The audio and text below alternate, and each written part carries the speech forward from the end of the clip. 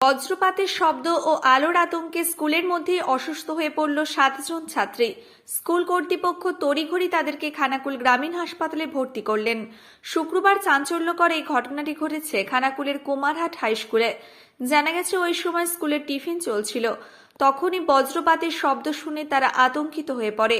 কয়েকজনের মাথার যন্ত্রণা সহ কাঁপুনি শুরু হয়। অন্যান্য ছাত্রছাত্রীরা সঙ্গে সঙ্গে শিক্ষকদের বিষয়টি জানান। এরপর শিক্ষকরা তড়িঘড়ি গাড়িতে করে তাদেরকে খানাকুল গ্রামীণ হাসপাতালে নিয়ে যান। খবর পেয়ে হাসপাতালে ছুটে যান খানাকুল থানার ওসি, খানাকুল বিধায়ক সহ স্কুলের অন্যান্য শিক্ষক শিক্ষিকারাও। স্কুলের টিচার্স ইনচার্জ অসীম কুমার ঘোষ বলেন, ছাত্রছাত্রীরা হঠাৎ খবর দেয় কয়েকজন অসুস্থ হয়ে পড়েছে।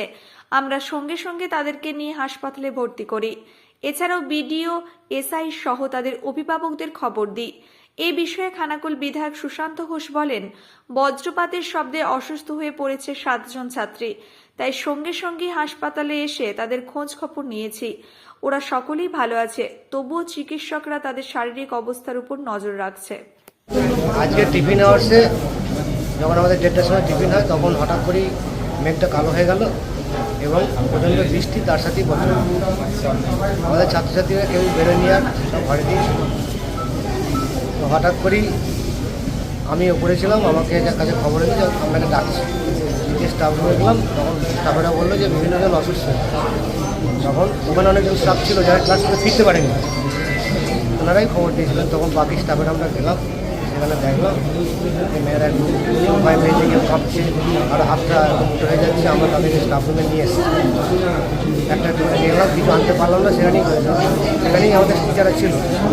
তারপর আমরা হসপিটালে ফোন করেছি, আমি এসআই ম্যাডামকে ফোন করেছি, ভিডিও ম্যাডামকে ফোন করেছি। কতজন স্টুডেন্টকে নিয়ে এসেছিলেন এখানে? এখানে বর্তমানে শেষ পর্যন্ত 7 জন। আচ্ছা, ওখানে কি আরও অসুস্থ আছে? আর কেউ নেই এখন। বর্তমানে ওখানে স্কুলে ছুটি হয়ে গেছে, কিন্তু পরীক্ষা চলছে। এই অন্ধকারের মধ্যেও পরীক্ষা চলছে। উপরের নির্দেশ কিছু করার নেই আমার। তখন আমরা নিজেদের ব্যক্তিগত উদ্যোগে গাড়ি নিয়ে, আমাদের ম্যানেজিং কমিটির সভাপতি মশাই একটা গাড়ি ঠিক করেছেন, সেই গাড়ি করে আমরা প্রত্যেকে একটা একটা করে এখানে তিনবার গাড়িটা নিয়ে এসেছেন এখানে। এবং ওসি সাহেব এসেছিলেন। ওসি সাহেব নিজে একজন স্কুলে গিয়েছিলেন। যারা আহত হয়েছে তারা কি প্রত্যেকে একই ক্লাসের ছাত্রী? না, 6-এ আছে, 7-এ আছে, 8-এ আছে, 9-এ আছে। নামগুলোর যদি একটু বলে দেন। নামগুলো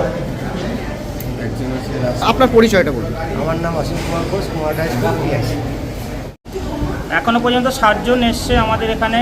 একটা ওই লাইটনিং হয়েছিল, বজ্রপাত হয়েছিল, তারপরে এসছে। আমরা এখানে এমার্জেন্সিতে আসার সঙ্গে সঙ্গে আমরা ট্রিটমেন্ট করেছি। প্রাথমিক চিকিৎসার পরে সেরকম খারাপ অবস্থা কারোরই দেখিনি। আমরা প্রাথমিক চিকিৎসার পরে এখন আমরা অবজারভেশনে রেখেছি। স্যালাইন ইঞ্জেকশন সব চলছে, পেশেন্ট সবাই মোটামুটি স্টেবিলি আছে। তবুও আমরা আরও কিছুটা সময় অবজারভেশনে রাখছি।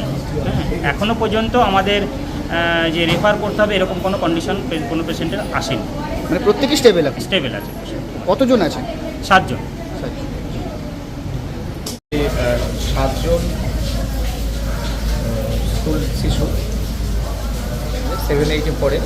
মেয়েরা অসুস্থ হয়ে গেছে। তো বজ্রপাত হয়েছে, নালার ধারে ছিল ওরা। ওনার পরিবারের সকলেই এসেছেন এখানে, আমিও এলাম। ডাক্তারবাবুর সাথে কথা বললাম, আপাতত সকলেই সুস্থ আছে। একটা শিশু একটু অসুস্থ আছে। ডাক্তারবাবুর সাথে কথা হয়েছে, উনি আধা ঘন্টা ট্রিটমেন্টে দেখবেন। আশা করি সুস্থ হয়ে যাবে। চিকিৎসা নিয়ে কোনো অসুবিধা কিছু দেখতে পেলেন না? সেরকম অসুবিধা নেই, ডাক্তারবাবুরা আছেন, ওনারা যথাযথভাবে চিকিৎসা করছেন। সেই সঙ্গে হাসপাতালের স্টাফরা সকলেই ঝাঁপিয়ে পড়েছেন। সেই সঙ্গে মাস্টারমশাইরাও এসেছেন স্কুল থেকে, বাড়ি থেকেও গার্জেনরা চলে আসছে, সুস্থ আছেন সব। কোন স্কুলে ঘটেছে ওটা? Kumarhat high school, Rajhati Kumarhat high school. সব ছেড়ে ছুড়ে আমরা তো পালাবই, ফুল স্পিডে দৌড়ে যাবই।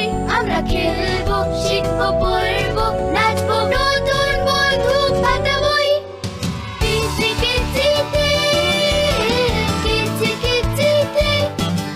বাচ্চাদের কিডজি থেকে দূরে রাখা অসম্ভব।